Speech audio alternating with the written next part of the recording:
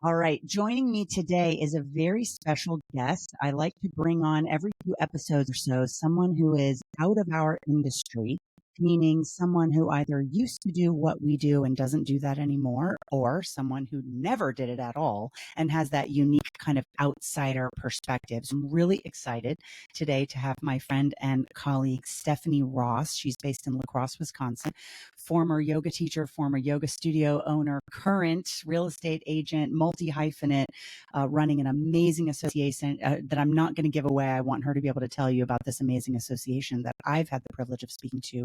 Stephanie, thank you for talking to my listeners today. Thank you for having me. Always a joy to just have conversation with you, Melanie. I always look forward to our time together. Well, I just want to kick it right off and let you tell us about your journey kind of from, I see you, I've known you for a while now, and I see you very much in these binary terms of like your old life as a studio owner and your new life as not a studio owner. The reality probably isn't quite that binary, but tell us a little bit about your journey. Yeah, it's so funny because I'm still reconfiguring that kind of identity, right? Because, yeah, I was a fitness and yoga studio owner for a decade since I was 20 years old, which that's a really formative time to be a young entrepreneur. I was a college student going to school to be a high school history teacher when I started teaching group fitness and yoga classes just for fun on the side. I really loved the energy. I loved the creativity. And I really loved being in community, especially with women, and just, uplifting them, energizing, motivating them. So I started doing it just for fun and really quickly realized that this is actually my passion. And instead of teaching history, I wanted to pursue this business of teaching fitness and yoga. So I graduated with my degree in 2015 from the University of Wisconsin-La Crosse, and then went headfirst all in on my business and really grew it and scaled it to what my ultimate dream studio was. So I started in a very small studio space inside of a mixed martial arts gym, and I was there for about the first 4 years. It's actually where I met my husband, made a lot of friends, and then I decided it was time to go off on my own. So I got my first business loan. I rented my first space that was all my own. I did my first build out, and I was in a space that I thought I was going to be at for a very long time. Well, there's always twists and turns along the journey. So I had a very unfortunate experience with my landlord at that space, had some red flags, followed my gut, and realized I needed to find a new space.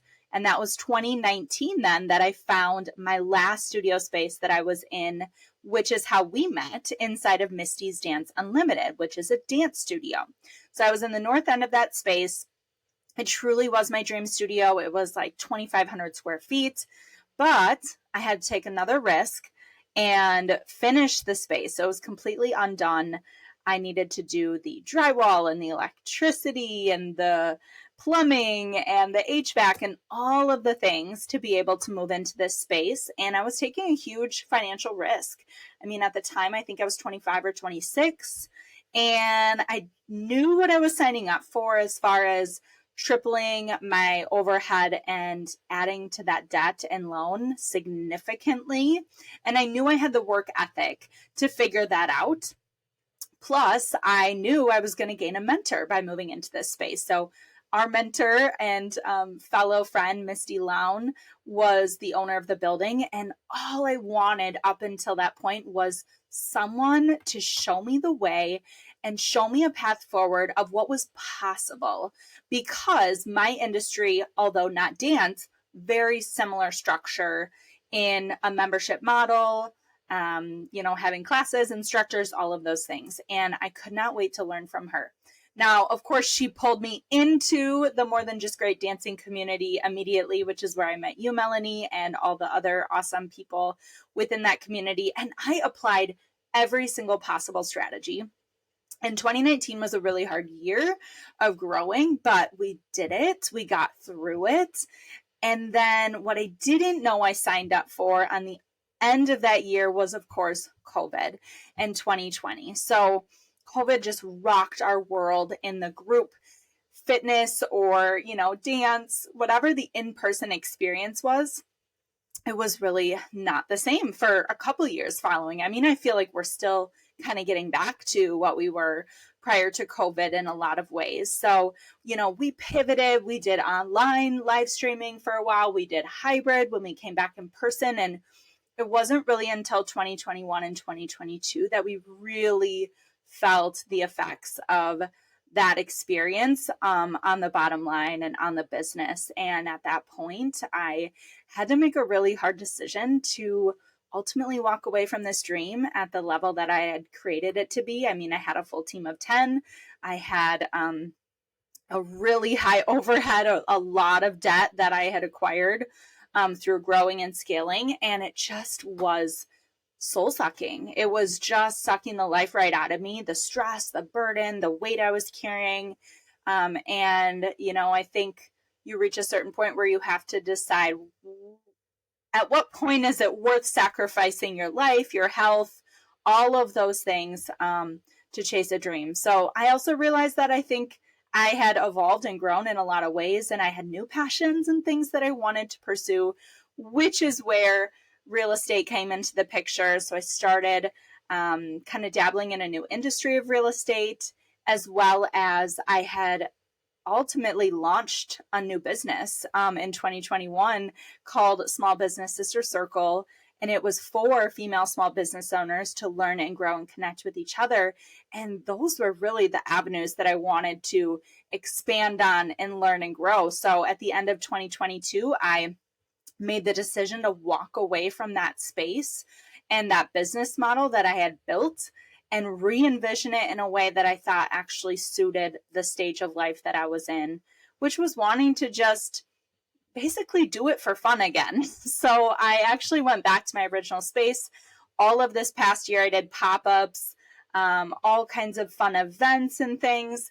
And then at the end of this past year, I realized, you know what? It wasn't the model itself. It was me that had changed.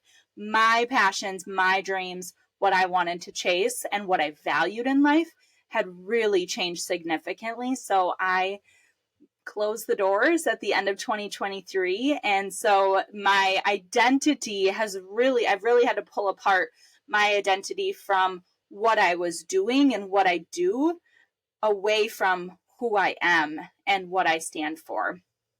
So I think it's really easy to get it intertwined, especially when you start your business so young, right? It becomes your baby, your child. And I've had to really do a lot of inner work to pull those pieces apart and look at what I really want moving forward into the next phase and chapter of my life.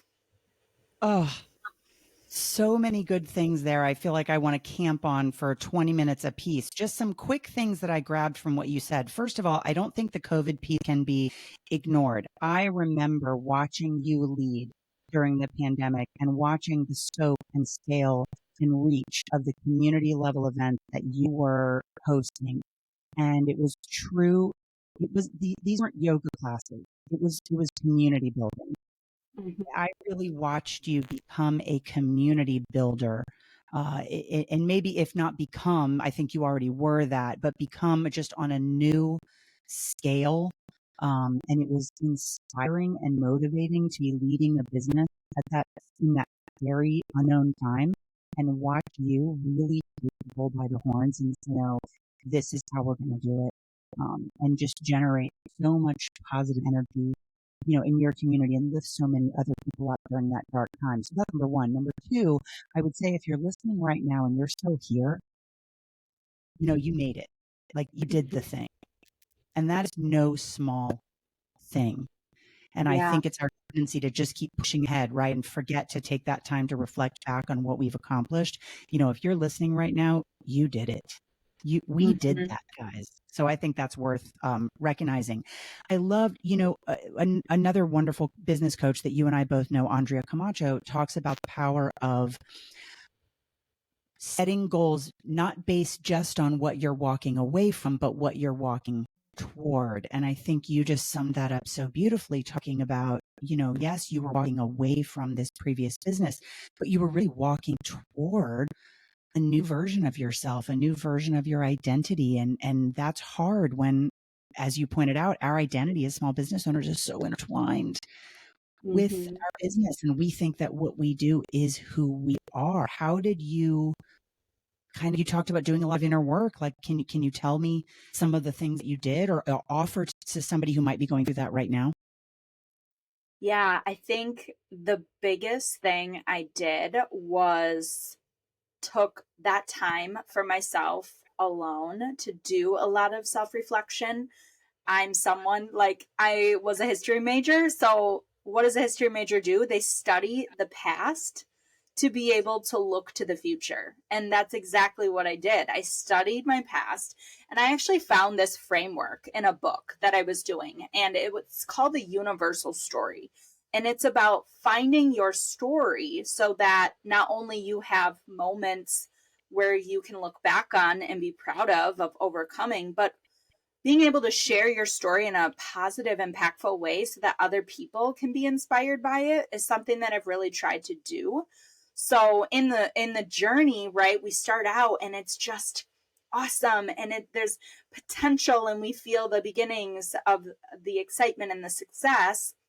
And then somewhere along the point, we have this challenge where we have to decide if we're going to commit, like there's no turning back, we're going to commit or we quit, right? So that moment of recommitment was when I went off and I took on that second space. And then eventually we're going to face another moment deciding like, okay, are we going to keep going or are we going to turn back? And ultimately, most of us have what they call the valley of despair moment, that rock bottom moment where we kept going so far to the point where something tried to break us and we maybe felt broken in that rock bottom moment, but it was really just that breakthrough to get to the other side of really discovering who we are and what we want and what we're made of. And I'm someone who really likes to see struggles and so-called quote unquote failures as these opportunities to grow our character, grow in what we stand for and our values and all of those things. So that was one piece of really stepping back and almost, just deep diving analysis on my past to figure out what pieces of this can I use positively. Because I think if we don't find those silver linings, man, we sit in despair, right? We sit in just the ickiness of feeling like a failure, right? And again, pulling apart that identity of like, well, this thing maybe didn't work out the way that I hoped. You could see the business itself maybe is a failure, but I'm not a failure, right? Pulling apart that identity of attaching myself to my business, which was really hard to do because I did feel like a failure. Like I did feel like I had failed because my business didn't turn out the way that I wanted to. And so I'm not like That glossing identity over piece that. you were talking about, right? Yeah, that identity piece. But the biggest thing that I can say, not only doing the introspection, but just continuing to show up for the version of yourself that you want to be, even when you don't feel like that version. They call that like the gap, right? So we need to get out of the gap and into, what did I gain from this? And looking ahead to that next version of yourself, versus sitting in kind of the suckiness, right? Of like that feeling of failure, and trying to see it as a stepping stone to that next version of yourself. So I just kept showing up. I mean, there were a lot of months where people would ask me what I do, and I struggled to piece that together, right? Because and even introduce ourselves in a simple interaction. Oh, what do you do? Like we think that's who we are, right? So I had a lot of moments where I had to say, I'm an entrepreneur. I own a couple different businesses. And let it be that, and then continuing to move forward instead of trying to figure out, oh, well, what businesses do I own and which ones am I still doing? And just not attaching what we do to who we are. Oh man, that's good. And if you live or work or interact in any way with international communities in any shape or form, you realize this is a uniquely American thing, what you just described, asking people what they do for a living as almost the first question out of their mouth, right? And I Yeah. cannot imagine there aren't people listening to you right now kind of like cringing a little bit, picturing exactly what you just described if they're in transition or maybe they're thinking about a transition, and that dreaded moment at the cocktail party when someone asks, so what do you do? And you don't have a nice, neat answer that fits in a box that you Yeah. can tie up with a bow. That's hard. Yeah, and And you also don't want to be that person who lists like five things, right? Like, so really just I just describe myself as a teacher, I'm an educator, and then I'm an entrepreneur and a real estate agent. Like these feel like things that, can adapt and change over time, but I really like the educator, the entrepreneur, even just a creator. I describe myself as a creator. Because those things can shift and shape and change forms all the time. Like I can teach many different things. I can create all kinds of different things. I can open as many businesses as I want to, right? So I think really detaching from the business itself or the title, right? And just like, who are you really at your core? Because like creator, motivator, entrepreneur, educator, that's who I am at my core, no matter what I'm doing. I think it's so important for people to hear your example of having given yourself permission to not say a thing, to not have a name badge, right? A fill in the blank job, and free yourself from that. Because I think 9 times out of 10, it's not the expectations of other people that we worry about. It's really our own, these sort of weird rules that we create for ourselves, right? I have to do this, I have to say that, I have to be XYZ. And hear you say, hey, I freed myself from that by going into the valley of despair and getting myself out. That's powerful. What a powerful example. So if we can now talk about, his Miss History major, let's leave the past and come into the right now. You are living this new life, this new current career option in real estate. You're running this amazing association, System Circle. I want to talk about it in a moment. What are some similarities that you see between sort of your life right now, this new profession that you're part of, and kind of your old profession? Like, of course, there are individual differences. Real estate agents are operating in one circle and studio owners are operating in another, but at the foundation, there are some similarities. Have you seen any of those? Yeah, I think it's how you approach any business, and that's going to be derived from who you are again. And like I said, I'm a teacher and an educator and a coach, and that's ultimately what I'm doing with my clients. I'm educating them on the process of buying or selling their home, and then I'm empowering them as a coach to make a well-informed decision because I've educated them on the front end. And then I'm a motivator, I'm a cheerleader. I'm someone who like is really even keel. So like when a deal starts going haywire, which is not unusual, I'm the calm, right? Like I bring the yoga self to that in a lot of ways that I think maybe a typical agent wouldn't. So I take a lot of those skills that I used with my clients in my yoga and fitness studio days, and I just translate them. And that's really why I was really skeptical if I would even be good at real estate. I didn't think I would be, but my sister actually convinced me that I should give it a try. And the reason being, because she said, you coach people all day long in their workouts, which really is more than that. It's their life, right? It's their lifestyle.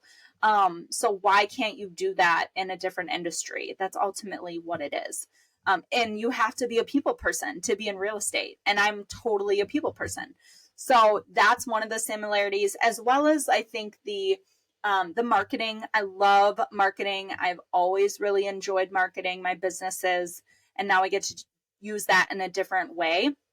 And I think I bring a really unique perspective to marketing and real estate by showing up on video, showing different houses, talking, like a lot of the skills that I used in my previous business was being in front of people, being on the camera.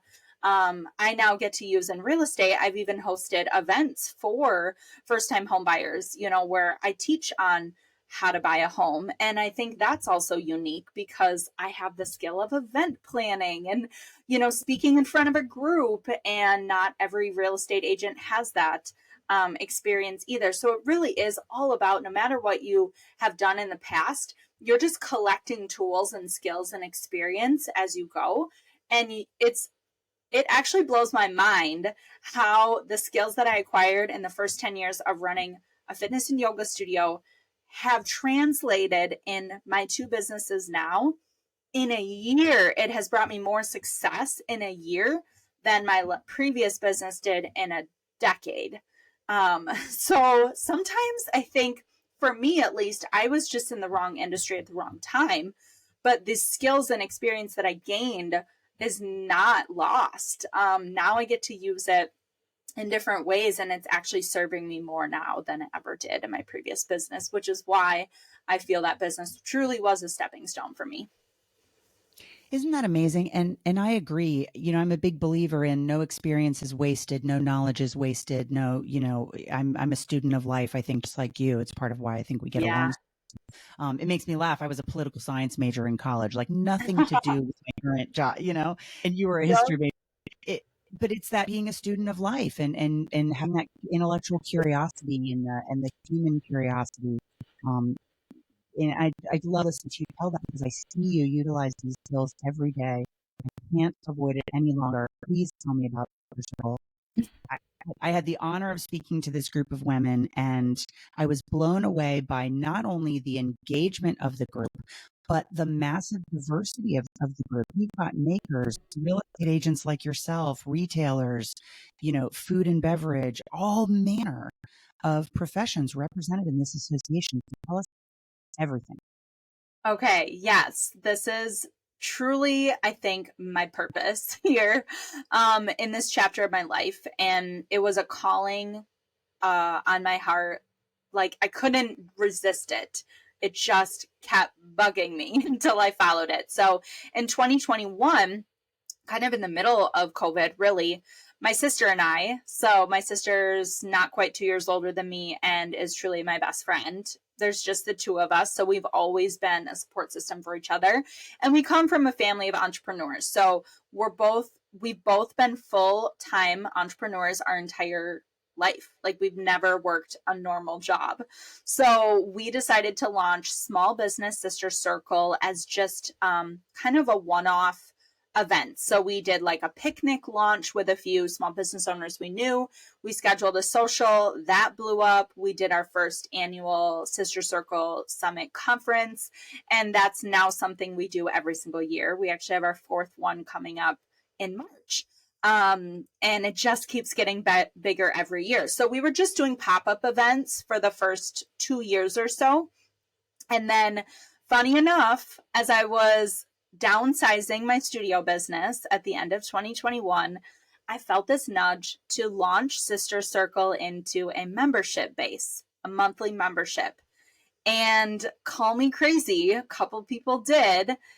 Why do you want to launch another membership when you're downsizing your first membership? And I just don't know what it was, but I could not ignore it. So I thought, you know what, let's just try it. If I don't get my founding 15 members to launch the first 3 months, I won't do it. So that was my goal. And not only did we get 15 to start, we got 18. So we started with 18 members at the beginning of this past year, 2023. And we have now grown to 55 members at the beginning of this year and growing. And it is just phenomenal to see how truly supportive people are. So we meet in person every month for about 90 minutes, and we have a different business topic that we talk about each month. And then we have 2 Zoom calls. And it's just, yeah, you're right. The engagement, the genuine care for each other, the support, the encouragement, the desire to learn and grow alongside each other and, up level is truly amazing. Like it's more than I could have even hoped for. So I'm really excited to continue to see it grow and evolve in new ways. And I just think the sky is the limit for what we can all accomplish. For the listeners, can you just describe some of the professions that are represented inside this association? Yeah, we have everything from boutique owners to salon owners, hairstylists. We have someone who grows stuff out of her garden and teaches like classes on herbs. And I just think that's so cool. We have a doula. We have, gosh, there's so many. We have coaches, life coaches.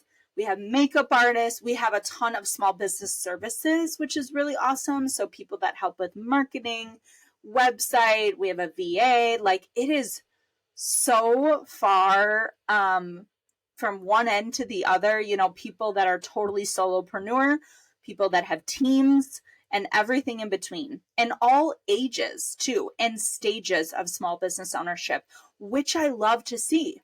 So, we have people in their early 20s, which just, makes my heart so full to be able to help them.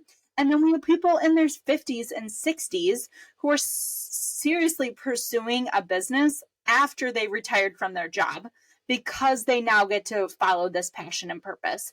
And we all get to help each other. And it's just the coolest experience. I love the way you phrased that. They're pursuing a business after they retired from their job. Yeah. I mean, just think about that wording for a minute. Just a totally different lifestyle being a small business owner than having a job. I just could not have framed that up any better. What would you say, all of these women are coming to say your 90-minute monthly meeting with their own unique problems, their own unique celebrations, everything on their mind that they've been experiencing as a salon owner or as a doula or as a marketing, manager. What are when they come in and they set everything down, what are common threads that you've seen connecting all of them to each other? The things that, when whoever's teaching talks about it, all the heads are nodding, regardless of whether they're in real estate or legal or boutique or whatever. What are those common threads that you see? One is mindset, like just getting out of our own head and out of our own way. I think everyone struggles with that. So to know that we're not alone in our limiting beliefs and negative thoughts about ourselves and being really willing to look at those thoughts and overcome them. The next I would say is wearing all the hats. Like, I don't know if that ever goes away. Like, even when you build a team, you're stretched thin in maybe meetings or there's just new challenges at every level. So we really try to really level the playing ground, right? Like it doesn't matter if you have a full team or you're a solopreneur, you're still going to have challenges of trying to figure out how to do it all.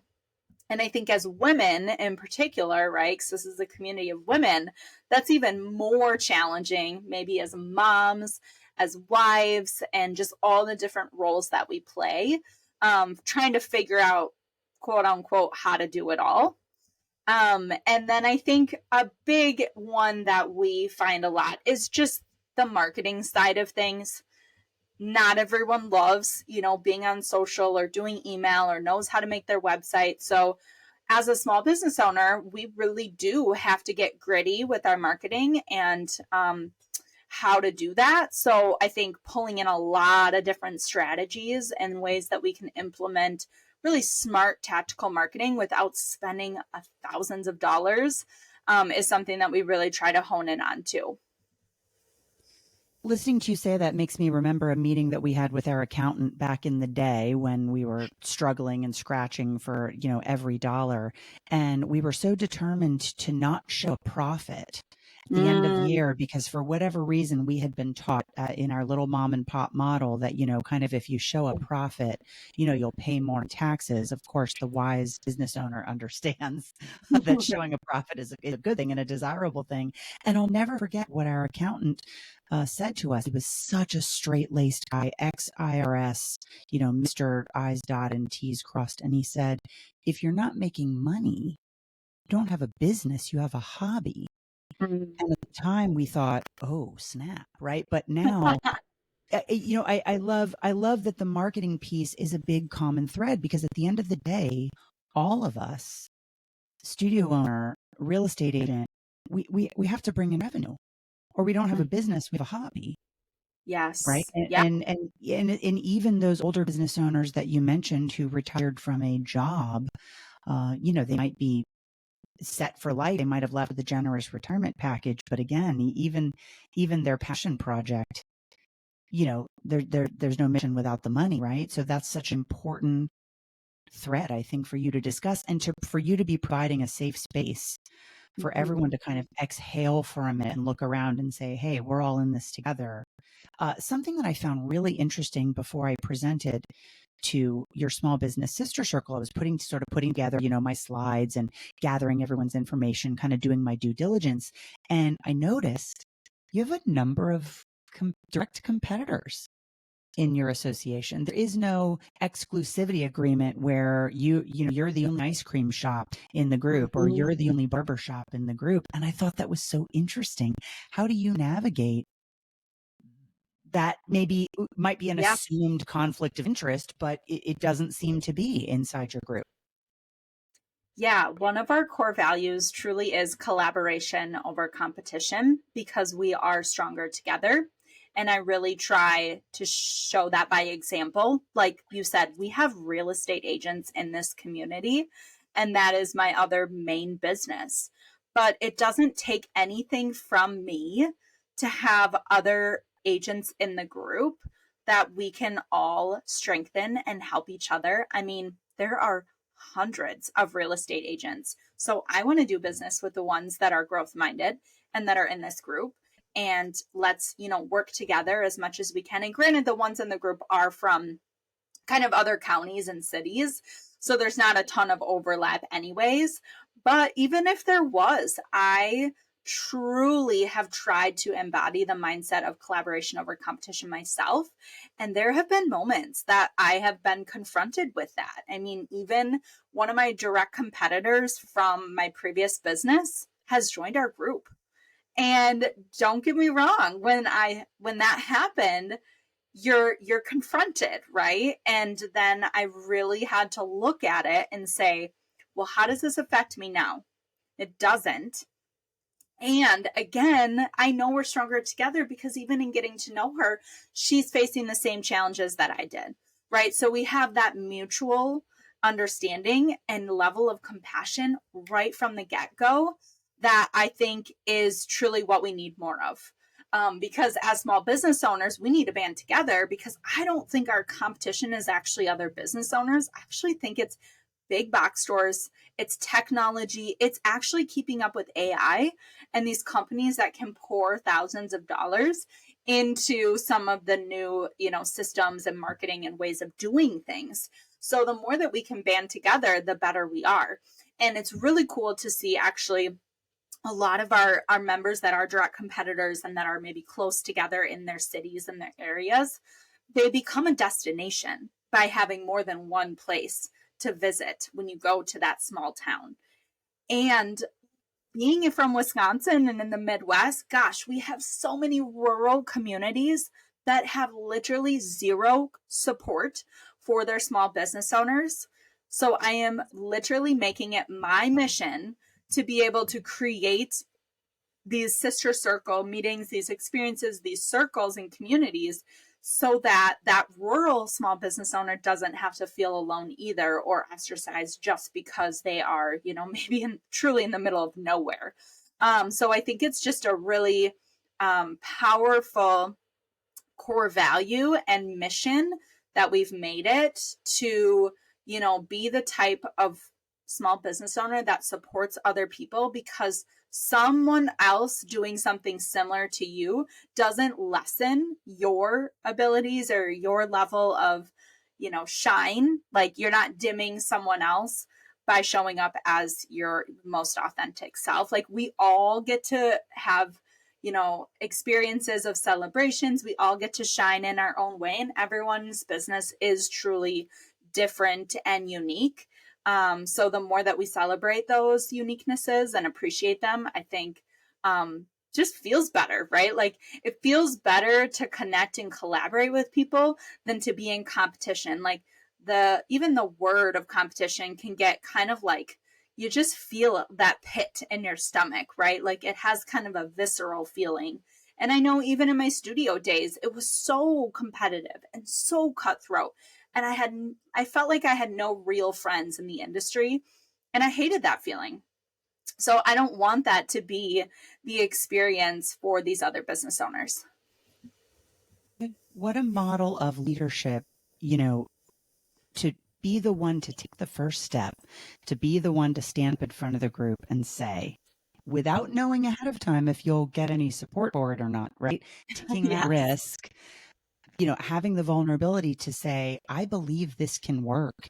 And, I'm wondering if anybody else feels the same, to be willing to be the one who stands up and says it.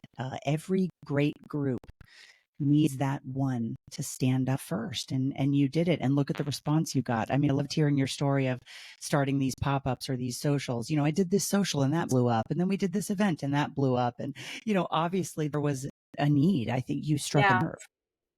Yeah, we were filling a void for sure. And we're not a networking group. Like, it's so different than that, right? Like, we don't just host networking events where you have to give everyone your business card and everyone has to refer you. Like, that is a byproduct. The community is a byproduct of people, growth-minded women coming together to learn new things, to up level. And then if they're really engaged and they're tapping in and they're showing up, then they're going to make tons of friends and they're naturally going to get referrals, right? So I recently had a member say to me, well, what do I need to do? I feel like I'm getting so much from this group, but I'm not giving enough. And I was like, wow, what an awesome mentality to have. I love that you're getting so much from this group. And I love that you're thinking about, how can I give more? And I just think that's like being intentional. I tell them all the time, when we get together in person, don't take that for granted. Pick 3 people that you want to connect with, maybe people you haven't met yet, maybe someone you could collaborate with, maybe someone who you could help or they could help you, or maybe they have a connection. And I'm always trying to really encourage people to like tap into the community, right? It's just like a gym membership. You only get as much out of what you're actually putting in. And when you build those relationships and those connections, you're not going to want to leave the circle and the community, because you have created that sense of friendship and lifelong learning alongside other people. And I just think there's truly nothing better to have along the small business journey than friends and support. Amen. And I feel like I had a physical reaction when you talked about the networking thing. You hand out your business card, and if you've ever been to one of those type of events, it just feels a little slimy. Like, what are we really doing here?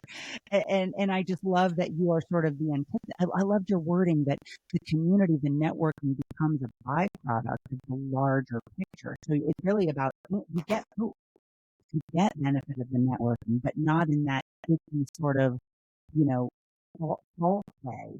You get it in a really authentic, connected way. And I think one of the sort of universal small business owner pitfalls, and I think you'll agree with this, is this tendency to isolate, right? And just put your head down and say, I'm afraid of competition. I just need to put my head down and work. No one can help me. I have to figure this out. And something like Small Business Super Circle is a prescription for that. Are there any other sort of small business owner pitfalls you would warn against, maybe from your experience inside the circle, from your own experience as a business owner, sort of some cautionary things that you might say, hey, beware, to someone who's in the trenches right now, beware of this. I think a lot of times it's not about working harder. I thought that I could outwork a lot of the challenges that I had. And it wasn't about working harder, because I look at what my schedule was then compared to now, and I don't know how I survived that long. Like, I was teaching 30 classes a week for a couple of years like, and working on the weekends too, right? And I was up at 4 and I was teaching till 8 p.m. like, just an insane level of work. And it wasn't about working harder. It was about being smarter. I know that's cliche, but it was about being smarter, putting my energy and my focus and my efforts into things that were actually profitable, that were sustainable, that were scalable. And COVID really, I think, fast tracked me to the realization that the business I was building was not profitable. Like, the profit margin was so low. And if I would have did some research on the front end, I probably could have figured that out a lot sooner. But hey, that could be the tagline of this entire podcast. If I'd done the research on the front end. Seriously. I want to grab really quickly before I let you continue 3 things: profitable, sustainable, scalable. Yes. if you're not writing that down right now, you're missing an opportunity. Profitable, sustainable, scalable. And what you found, using your business that you walked away from as an example, because it wasn't profitable, it wasn't sustainable. And because it wasn't sustainable, it wasn't scalable. Like, they're all interconnected. Yeah. That's a powerful observation. I want to make sure everybody grabs that. Yeah. So those have become the pillars of what I'm teaching small business owners. Do not build something that isn't profitable, sustainable, and scalable, and ultimately does not bring you the lifestyle that you deserve and that you want. So that is really what I realized, was what I was building was not those 3 things. I was not in the right industry for it to be super profitable. The profit margin was very, very low. It wasn't sustainable for my body because I was like beating it up all the time. And it wasn't, and also like sustainability, like I wanted to have a family and I had to really postpone that whole season of my life because of that. And then scalable. I felt like the more I scaled, the more risk I took on, the more debt I had, the more overhead. And I struggled with the clients wanted me for everything. And that was, that's just a problem. I think all studio owners or anyone who builds a business around themselves, I think, is a problem. Yes. Is going to experience that. Yeah. And there were times where I really had to get back into the trenches and teach more classes, if we lost instructor, whatever it was. Those 3 things, those are the things that I would absolutely make sure that you can build a business that is profitable, sustainable, and scalable. Yeah. And just a quick note to our listeners, talking about scaling. I'm always in a scaling mindset myself. We tend to think that more is better, right? More memberships, more subscriptions, more locations, more staff. And sometimes more is just more, right? Like, truly scaling means you're getting a bigger result for the same amount of work you were putting. So it's more result, not more work. And that's why I think truly scaling is so difficult. So that's a really important share for anybody that's listening and oh yeah, I want more. Profitable, sustainable, truly scalable, not just. Yeah. And bigger, like I learned, bigger is not better. Better is better, right? Like building a business that is better. And when I say scalable, I don't mean you need to like have a big warehouse with a full team. Like that might be your version of scaling, but your version of scaling could still be a solopreneur who is taking on higher ticket clients, doing less work and scaling your revenue. And like it completely shifted my mentality of what it means to scale and grow a business that are those three things. So even with Sister Circle, like I am at the mindset of how can I keep this small enough where I don't need a building, I don't need a ton of overhead, and just doing it in a much smarter way. Yeah. What are you excited about on that note? What are you excited about when it comes to the future of the system? You talked about possibly maximizing this out into, other rural areas. Is that kind of where your vision lies? Is there something else? What gets you out of bed in the morning and gets your blood pumping? Gosh, just the sisters, the members, their excitement for learning and growing. Like I didn't realize how many women there are out there that really need what we are offering.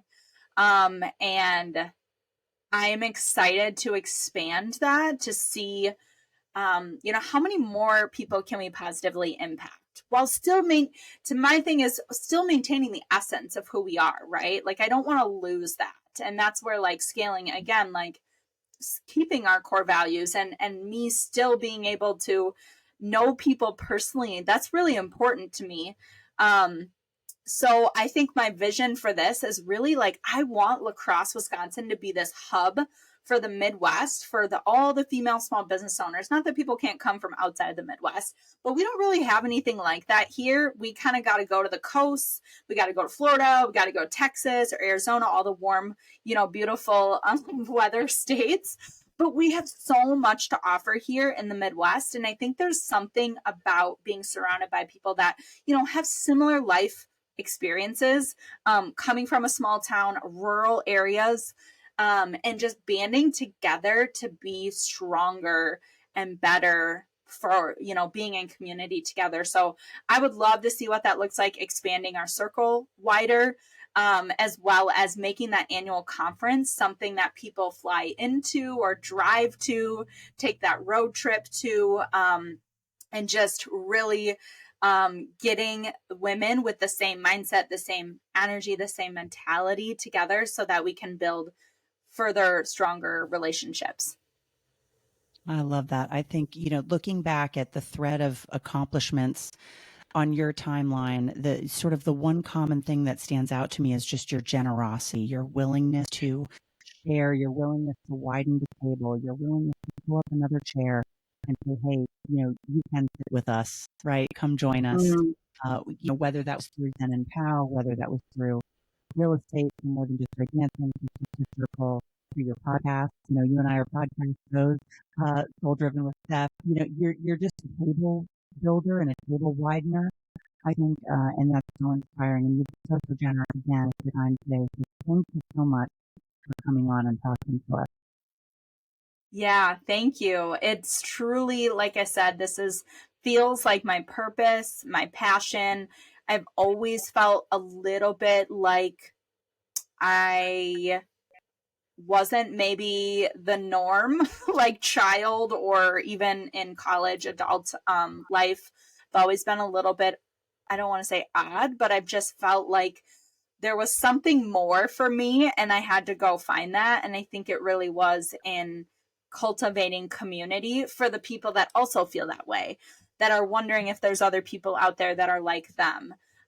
So we all embrace the uniqueness that everyone brings to the table, but we also have those common values and common threads in wanting to just learn and grow together. You're awesome. Thank you, Steph. Thanks for having me. This was so great. As always, love it.